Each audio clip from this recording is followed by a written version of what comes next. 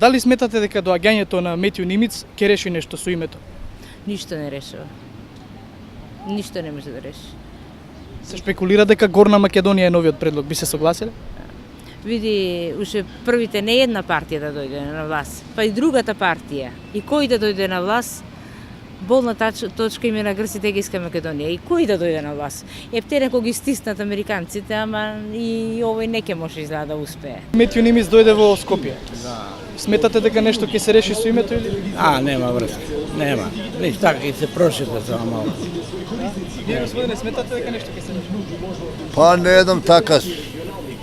Сматрам дека нешто ќе се средуе работа, ама што ќе биде, не знаеме.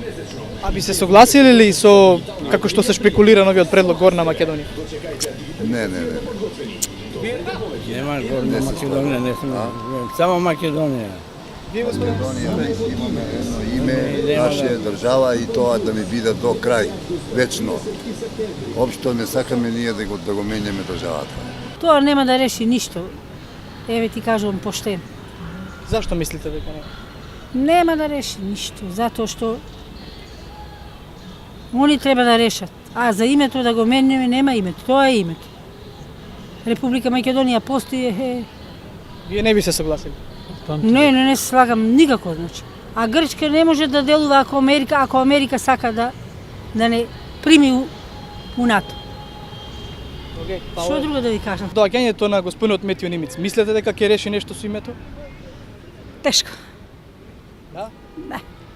Се шпекулира дека новиот предлог е Горна Македонија. Би се согласиле? Не. Само Македонија, брате мили. Македонија си е Македонија, како? Од ова нема ништо. Да?